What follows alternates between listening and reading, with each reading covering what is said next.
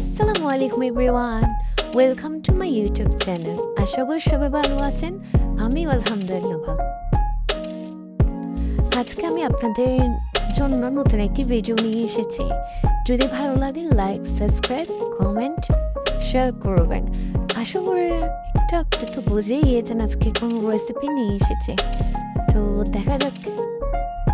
প্রথম আমি রোল আর সমোসা বানানোর জন্য কিছু গাজর কুচি, কিছু আলু কুচি, কিছু বাঁধাকপি কুচি, কিছু মরিচ কুচি, কাঁচামরিচ কুচি, তারপর কিছু মশলা বা কিছু বাটার এগুলো দিয়ে আপনার গাজর এবং বাঁধাকপি হচ্ছে আপনার রোলের জন্য, আর আলু আর হচ্ছে পেঁয়াজ হচ্ছে আপনার সমোসার জন্য। তো এখানে আমি কিছু মুরগির মাংস আগে প্রথমে সেদ্ধ করে নিয়েছি, তারপর দেখতেই পাচ্ছেন ভিডিওতে কুচু কুচু করে কেটে তারপর এর সাথে রান্না করছি।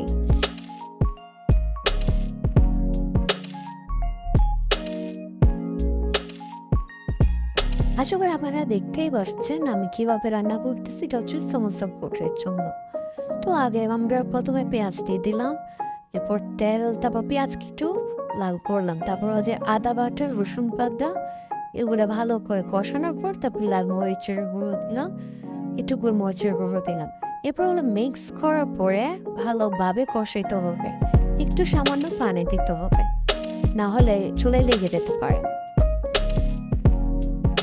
এরপর দিলাম কুচি করে রাখা আলু, এগুলো ভালো করে কষাইতে হবে। এরপর কষানোর পর কিছু উপরে পেঁয়াজ দিয়ে দিলাম। প্রথমেই যে পেঁয়াজগুলো দেবো একটু খুশবোর জন্য, আর এটা একটু আপনার মুখে লাগলে না ভালো লাগে। আলুর পুরটাকে একদম ভালোভাবে মিশিয়ে ফেলতে হবে, যাতে আপনার সমোসা যেটা সেটা আছে ওটা যাতে ভেঙে না যায়। তারপর আমি একটা শীট ব্যবহার করছি, শীটটা ভালো করে কাটলাম, কেটে তারপর পুরগুলো দিয়ে সমোসা শেপ করে বানালাম।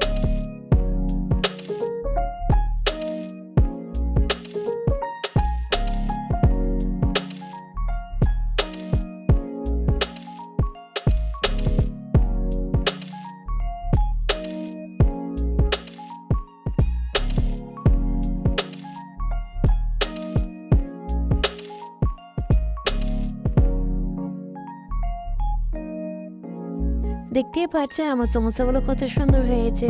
যদি কোনো পারফেক্ট শেপের সমোসা চান তাহলে আমাকে বলুন। এরপর আসা যাক রোলের পালা। প্রথমে তেলের মধ্যে আদা বাটা এবং রসুন বাটা ভালোভাবে কষিয়ে নিয়ে ওইখানে আপনার কুচি করে কেটে রাখা বাঁধাকপি এবং গাজর কষিয়ে ফেলবো। এরপর এখানে গোলমরিচ দেবো, এটা চাইনিজ বা আমি একটু ট্রাই করেছি। সেখানে চিকেনটা দিয়ে দিলাম, ভালোভাবে রান্না করার পরে আমরা একটা নামিয়ে নেব। এখানে পানিতে আমার একটু ইউজ করা যাবে না, যেহেতু এখানে পানি বের হবে চিকেন থেকে, ওই জন্য। তারপর আমরা একটা মালাই রেডি করে নেব, যেটা আমরা রোল বানানোর জন্য কাজে লাগবে। এটা যদি আপনাদের মালাইটা তৈরি করার যদি রেসিপি লাগে আমাকে কমেন্ট বক্সে শেয়ার করবেন। তো এরপর রোল এভাবে তৈরি করলাম, আপনারা দেখতেই পাচ্ছেন।